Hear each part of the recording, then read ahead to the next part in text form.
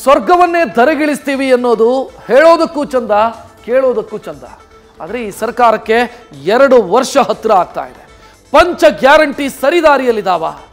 ನೌಕರರಿಗೆ ಸರಿಯಾಗಿ ಸಂಬಳ ಆಗ್ತಾ ಇಲ್ಲ. ಗೃಹಲಕ್ಷ್ಮಿ ಕೊಡೋದಕ್ಕೆ ಕಾಸು ಖಾಲಿಯಾಗಿದೆ.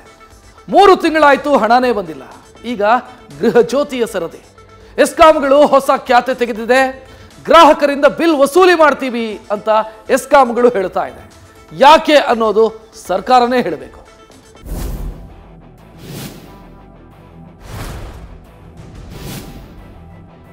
ಜ್ಯೋತಿ ಬೆಳಗಿದ್ಯಾ? ಮನೆ ಲೈಟ್ ಉರಿತಾ?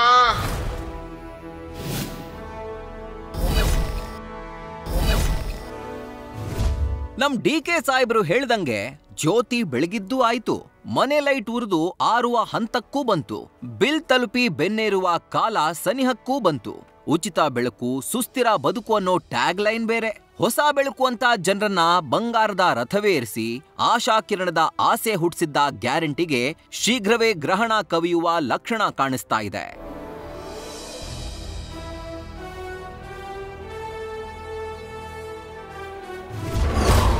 ಸರ್ಕಾರದ ಗೃಹ ಜ್ಯೋತಿ ಗ್ಯಾರಂಟಿಗೆ ಗ್ರಹಣ.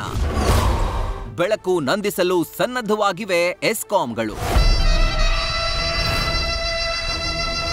ಕೊಟ್ಟಿದ್ದು ಪಂಚ ಗ್ಯಾರಂಟಿ, ಹೆಚ್ಚಿದ್ದು 108 ಬೆಲೆ ಏರಿಕೆ. ಮಣಭಾರ ಹೊರಲಾರದೆ ಪರದಾಡ್ತಿರುವ ಸರ್ಕಾರ ಮುಚ್ಚಿಟ್ಟಿದ್ದ ಮತ್ತೊಂದು ಸತ್ಯದ ದರ್ಶನವಾಗಿದೆ. ಎಸ್ಕಾಂಗಳಿಗೆ ಸರ್ಕಾರದಿಂದ ಗೃಹ ಜ್ಯೋತಿ ಯೋಜನೆಯ ಹಣ ಸಂದಾಯ ವಿಚಾರದಲ್ಲಿ ಖ್ಯಾತೆ ತೆಗೆದಿವೆ. ಸರ್ಕಾರದಿಂದ ಹಣ ಪಾವತಿಸಲು ಎಸ್ಕಾಂಗಳು ಹೊಸ ವಾದ ಮುಂದಿಟ್ಟಿವೆ. ಸದ್ಯ ತಮ್ಮ ನಷ್ಟ ಭರಿಸಲು ಇಲಾಖೆ ಮುನ್ನಡೆಸಲು ಗ್ರಾಹಕರ ಮೇಲೆ ಬಿಲ್ ಹಾಕುವ ಬಗ್ಗೆ ಪ್ರಸ್ತಾವನೆ ಸಲ್ಲಿಸಿರುವ ಬಗ್ಗೆ ವರದಿಯಾಗಿದೆ. ಅಲ್ಲದೆ ಮೊದಲೇ ಮುಂಗಡ ಹಣ ಪಾವತಿಸಲು ಸರ್ಕಾರದ ಬಳಿ ಹೊಸ ಬೇಡಿಕೆ ಮಂಡಿಸಿವೆ ಅಂತ ಗೊತ್ತಾಗಿದ್ದು, ಉರಿದ ಬೆಳಕು ಆರುವ ಸಾಧ್ಯತೆ ಇದೆ.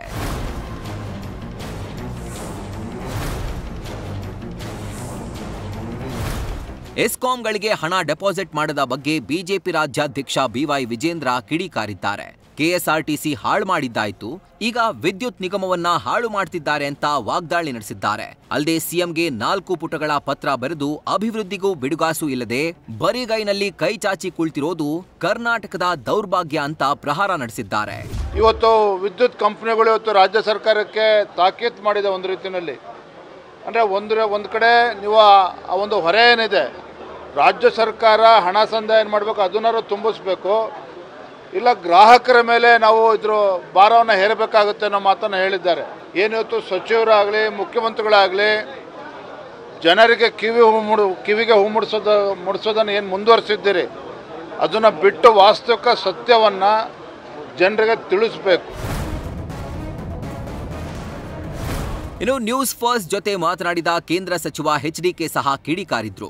ರಾಜ್ಯ ಸರ್ಕಾರದ ಬಗ್ಗೆ ಮಾತನಾಡೋಕೆ ಅಸಹ್ಯ, ಅತ್ಯುತ್ತಮ ರಾಜ್ಯವನ್ನ ಹೀನಾಯ ಸ್ಥಿತಿಗೆ ತರ್ತಿದ್ದಾರೆ ಅಂತ ಟೀಕಿಸಿದ್ರು. ಇವತ್ತು ಒಂದು ಅತ್ಯುತ್ತಮವಾದಂಥ ರಾಜ್ಯ ಹೀನಾಯ ಪರಿಸ್ಥಿತಿಗೆ ತರ್ತಕ್ಕಂಥ ಒಂದು ವಾತಾವರಣ ನೋಡ್ತಾ ಇದ್ದೀವಿ. ಇನ್ನು ಯಾವ ತರ ಗ್ಯಾರಂಟಿ ಸ್ಕೀಮ್ಗಳು ಜನಸಾಮಾನ್ಯರ ಮೇಲೆ ಹೊರೆ ಆಗ್ತದೆ ಕಾದ್ ನೋಡೋಣ. ದೇವರು ಅಧಿಕಾರ ಕೊಟ್ಟಿದ್ದಾನೆ, ಅಧಿಕಾರದ ಮುಖಾಂತರ ಜನಪ್ರತಿನಿಧಿಗಳು ಕೆಲಸ ಮಾಡಬೇಕು. ಇದು ದೇವರ ಮೇಲೆ ಯಾಕೆ ಹಾಕಬೇಕು? ಎಂದೂ ಸಹ ದೇವರು ಬಂದೇನು ಮಾಡಿಲ್ಲ, ಜನಪ್ರತಿನಿಧಿಗಳೇ ಅಭಿವೃದ್ಧಿ ಮಾಡಿರೋದು. ಅಭಿವೃದ್ಧಿ ಮಾಡೋ ಯೋಗ್ಯತೆ ಇಲ್ಲ ಅಂತ ಹೇಳ್ಕೊಂಡವ್ರಷ್ಟೇ. ಆದರೆ ಕಲಬುರಗಿಯಲ್ಲಿ ಮಾತನಾಡಿದ all department minister Priyank Kharge ಸರ್ಕಾರ ಆ ಹಣ ಕೊಡುತ್ತೆ, ಸರ್ಕಾರವೇ ಆ ಹಣ ಭರಿಸುತ್ತೆ ಅಂತ ಭರವಸೆ ಕೊಟ್ರು. ಎಲ್ಲ ಮಾಹಿತಿಗಳ ಸರದಾರ ಡಿಸಿಎಂ ಡಿಕೆಶಿ ಅವರಿಗೆ ಈ ಬಗ್ಗೆ ಮಾಹಿತಿನೇ ಇಲ್ವಂತೆ.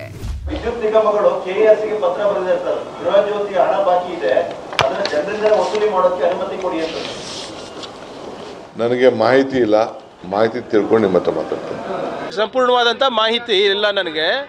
ಆದರೆ ಏನೇ ಇದ್ರೂ ಕೂಡ ಸರ್ಕಾರನೇ ಭರಿಸಬೇಕು. ಇಟ್ಸ್ ಏನು guarantee by the government, not by the ESCOM. So ಎಸ್ಕಾಂದವ್ರು ಯಾರೋ ಏನೋ ಮಾಡಿರ್ತಾರೆ ಅಂತ ಅದಕ್ಕೆಲ್ಲ ನಾವು ಗಮನ ಕೊಡೋದ ಅವಶ್ಯಕತೆ ಇಲ್ಲ. ಎಸ್ಕಾಮಿಂದ ಏನಾಗ್ತಾ ಇದೆ ಅದನ್ನು ಪಾವತಿ ಮಾಡೋದು ನಮ್ಮ ಜವಾಬ್ದಾರಿ ಆಗ್ತದೆ, ಮಾಡ್ತೀವಿ. ಒಟ್ಟಾರೆ ಭಾಗ್ಯಗಳಿಗೆ ಹಣ ಸರಿದೂಗಿಸಲು ಸರ್ಕಾರ ಸಮತೋಲನ ಕಳೆದುಕೊಂಡಂತೆ ಕಾಣ್ತಾ ಇದೆ. ಅಭಿವೃದ್ಧಿ ಅನ್ನೋದು ಗಗನ ಕುಸುಮವಾಗಿದ್ರೆ ಬೆಲೆ ಏರಿಕೆ ಬೇತಾಳನಂತೆ ಬೆನ್ನೇರಿದೆ.